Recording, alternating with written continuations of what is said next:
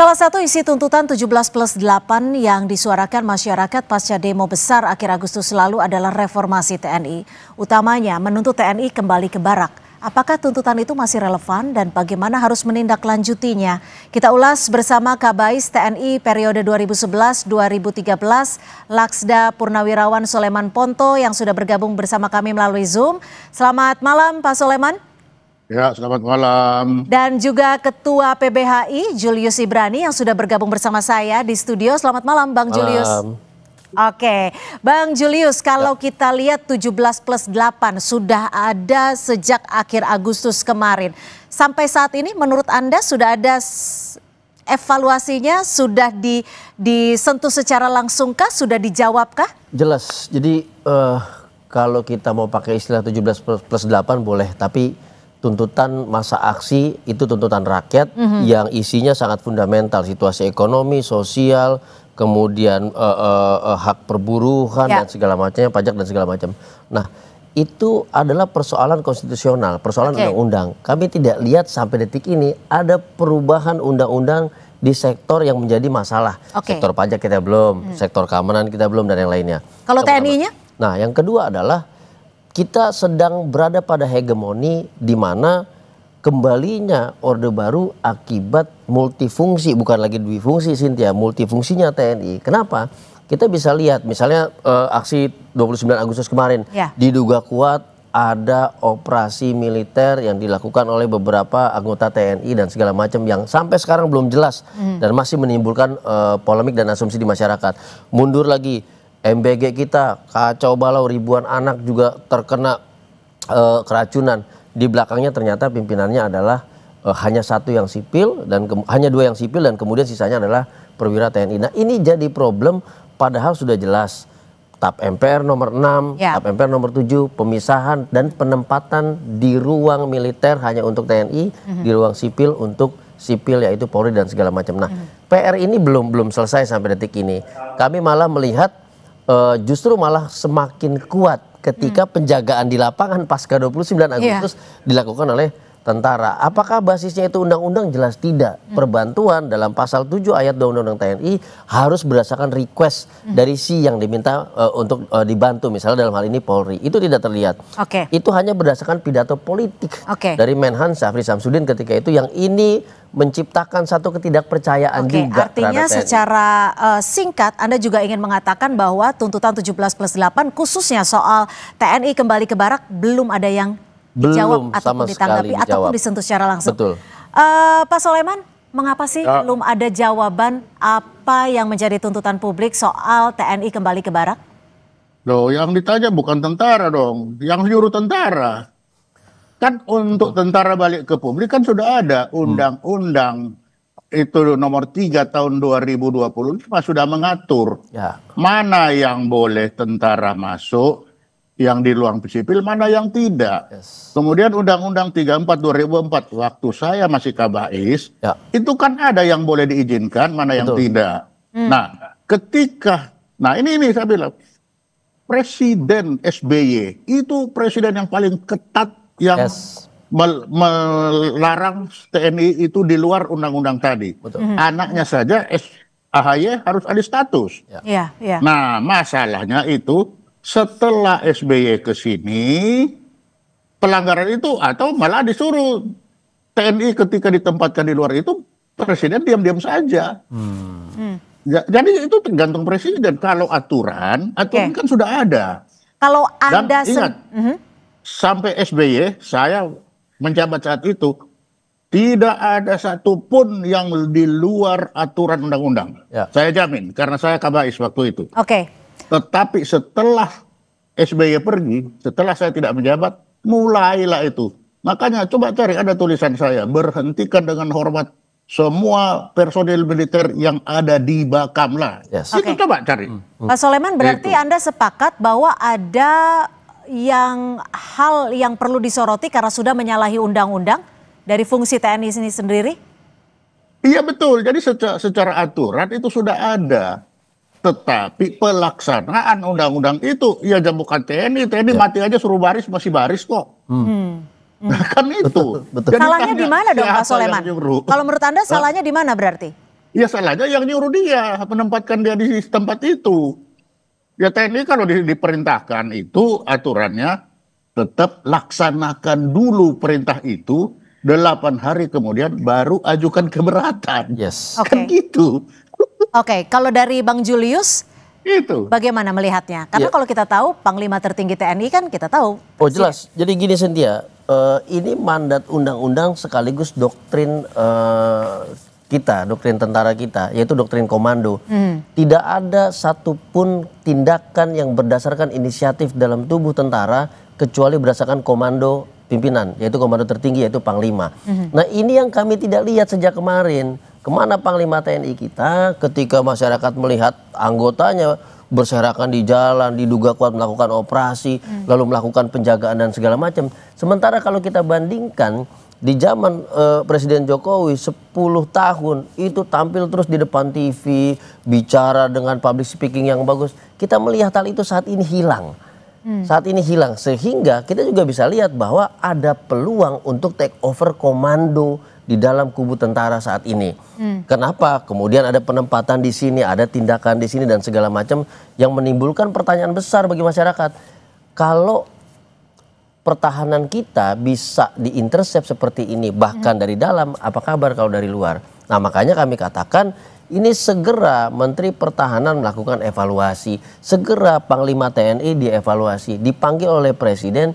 Karena kita tahu dalam situasi ekonomi sosial yang dinamis begini, infiltrasi dan intervensi dari pihak asing, utamanya dari sektor pertahanan itu sangat tinggi. Oke. Eropa sudah siap untuk berperang, rumah sakit semua sudah disiapkan untuk berperang, Thailand sudah mengatakan demikian, kemudian Cina juga mengatakan kami punya tentara paling kuat, sementara kita masih terasa diacak-acak dari dalam negeri sendiri.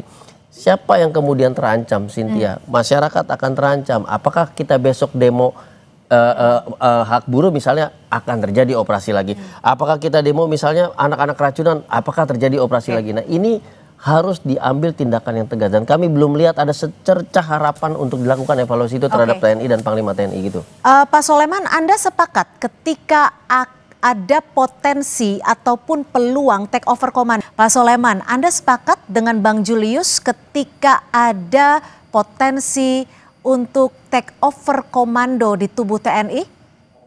Oh, nggak mungkin. Tidak semudah itu TNI itu di take over. Di take over komandonya itu tidak mungkin. Sangat tidak mungkin. Karena TNI itu sangat patuh dan taat kepada aturan dia. Jadi selama komando itu tidak diserahkan panji-panjinya, tidak diserahkan benderanya, dia tidak akan ngambil. Yang ngambil itu akan dihukum sendiri sama teman-temannya. Nggak mungkin kalau mengambil begitu. Yang Anda lihat saat ini fungsi TNI seperti yang kita tahu berdasarkan Undang-Undang Nomor 34 Tahun 2004 ini kan soal alat negara, alat pertahanan negara. Fungsinya masih seperti itu tidak? Betul, masih tetap aturan sudah ada kok. Tanya itu si Julius, dia sudah baca pasti. Ada jelas. Kan mau 2025, mau 2004, ada. Nah, pelaksanaannya itu kan yang masalahnya. Jadi aturannya sudah tepat, hanya saja pelaksanaannya sekarang yang menurut Anda juga melenceng. Pelaksana itu tergantung kepada yang merintah.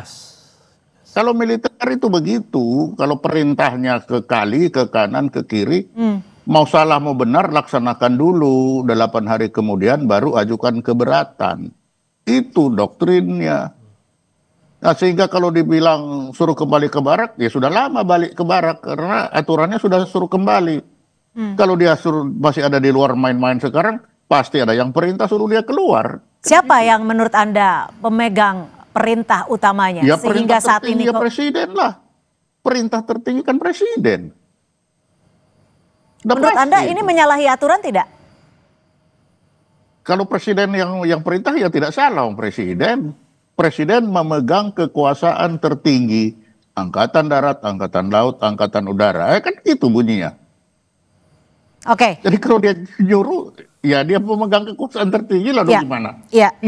Jadi secara hierarki ya tidak salah karena memang presiden pemegang kekuasaan tertinggi. Gimana Bang Julius? Kalau di satu sisi ada peraturan sebenarnya yang bisa dikatakan terobrak-abrik juga. Oh ya gini Cynthia, kalau kita bicara hierarki komando itu tidak salah. Doktrinnya seperti itu, dalam doktrin komando begitu. Panglima tertinggi adalah presiden, lalu ada panglima TNI. Tetapi yang hilang dalam diskusi kita adalah substansi.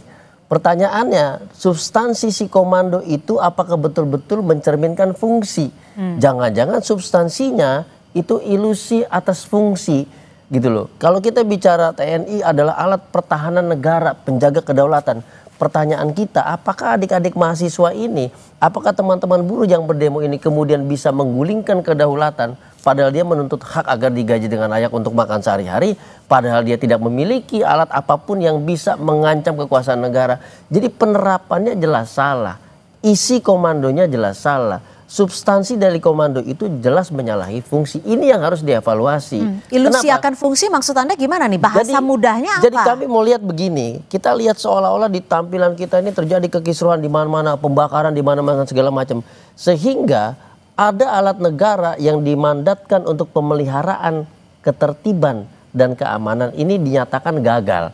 Sehingga perlu diterapkan metode pertahanan negara oleh tentara. Nah ini ilusi yang tidak boleh dilanjutkan, ilusi yang tidak boleh disampaikan kepada publik bahwa hari ini seluruh penjaga kita mulai dari penjaga SPBU, penjaga terminal bis, penjaga apa segala adalah tentara.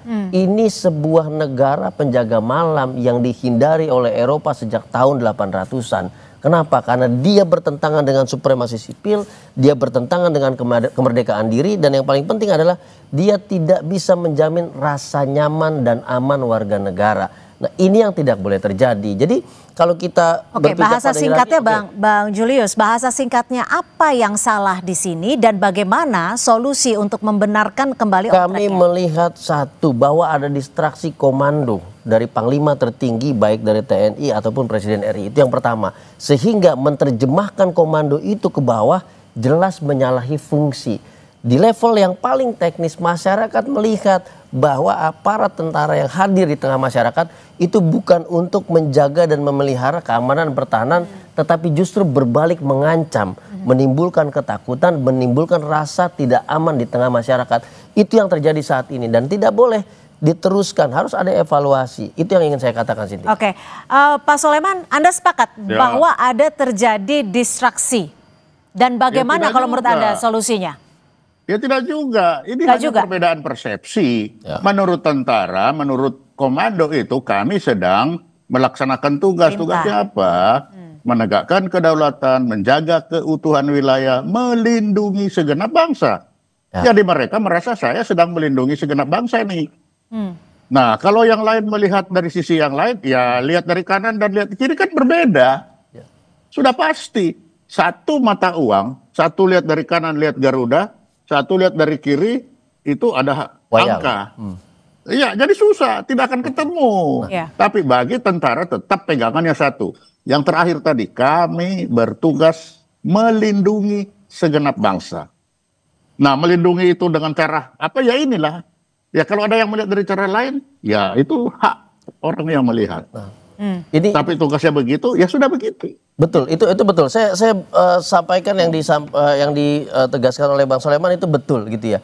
Nah itu yang kemudian saya gambarkan sebagai sebuah ilusi. Ketika kita ingin menjaga bangsa dan negara, maka outputnya adalah apakah rakyat merasa aman atau tidak. Maka yang harus dirangkul, dan ini juga doktrin loh Bang, yang diajarkan oleh di TNI, yaitu doktrin manunggaling bersama rakyat atau membersamai rakyat. Itu salah satu doktrin. Tetapi pertanyaannya, apakah ketika itu masyarakat ditanya, amankah Anda ketika saya berada di sekitar Anda atau tidak? Dan saya mau nambahin satu lagi, Cynthia. Hari ini ramai RUU tentang pertahanan dan keamanan siber. Salah satu klausul pasalnya yang kemudian diturunkan lebih detail lagi, itu bicara tentang bagaimana dapat memonitoring aktivitas siber masyarakat, baik dalam konteks monitoring bebas begitu saja, tanpa targeted, tanpa perintah, tanpa masalah, termasuk melakukan penyelidikan dalam konteks hukum, dugaan hukum pidana terhadap kejahatan siber. Dan ini bukan dilakukan oleh penyidik sebagaimana diatur oleh KUHP, tetapi ada tentara di situ yang kemudian diberi kewenangan dalam konteks penyelidikan di ruang siber yang harusnya menjadi materi sipil. Kalau pendapat Anda ini sebagai bagian dari kita. koalisi sipil, terganggu tidak dengan pengamanan seperti satu contoh pengamanan TNI di DPR? Ya, itu jelas terganggu, amat sangat terganggu. Kenapa? Ketika kita ingin merasakan aman, maka yang perlu kita pertegas adalah semua yang di hadapan kita itu menggunakan seragam dan perangai yang sama. Itu satu. Yang kedua, para penjaga gedung parlemen yang diisi oleh anggota Dewan yang mulia itu tidak menghadapkan dirinya, senjatanya dan ototnya ke hadapan kita. Kalau masih sama seperti itu, tidak ada yang berubah, artinya masih menganggap rakyat pencari keadilan sebagai lawan, sebagai musuh negara. Oke. Gitu, Cynthia. Pak Soleman, lalu apa yang bisa dilakukan, bentuk konkret yang bisa dilakukan agar TNI ini bisa kembali ke fungsinya sebagai alat pertahanan negara sesuai peraturan? Aturannya kan sudah ada, sudah pas itu aturan. Ya. Kalau yang tadi masalah cyber itu bukan urusan tentara, itu kan tidak masuk dalam undang-undang TNI itu. Cocok. Nah, kan lain. Nah, kalau bagaimana dia melaksanakan fungsi, ya tanya yang mimpin, yang komandonya. Kan tentara kan itu saya bilang gampang. Kalau komandonya ke kanan, dia ke kanan, kiri dia ke kiri. Jadi, komando di sini artinya Panglima, Presiden kah? Yang paling tertinggi, tanya yang tertinggi, kan tentara itu pasti yang dari tertinggi. Dari tertinggi nanti akan berjenjang, dia turun ke bawah. Itu, jadi kalau tentara itu gampang, udahlah, mau ada aturan gak ada aturan, pegang aja kepalanya itu, jalan dia. Tapi sebagus apapun aturan, kalau yang atasnya suruh ke kanan. Lalu gimana nih? Ini kan momentum HUT ke-80 TNI diharapkan bisa menjadi bagian untuk mewujudkan TNI yang diinginkan rakyat.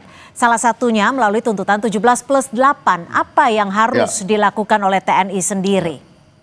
Ya tanya atasnya lah. Yang atas yang tahu itu. Sekarang bicara TNI. TNI yang mana ini? Kalau TNI yang mana? Artinya menurut Anda TNI terbagi-bagi? Lah kan ada kepalanya, ada komandannya. Nah, kan saya bilang tadi TNI itu sangat tergantung kepada komandannya. Kalau komandan dia bilang A, dia A, B, dia B. Aturannya sudah jelas, ada aturannya. Tapi makanya saya bilang, sampai SBY saya yakin karena saya salah satu adalah alat yang menerapkan itu. Sudah ke sini, itu perintahnya banyak kanan kiri. Baik. Itu. Baik. Terima kasih Pak Soleman Ponto, Bang Julius juga terima kasih atas perspektifnya. Dan saudara terima kasih, kita akhiri dialog di Sapa Malam.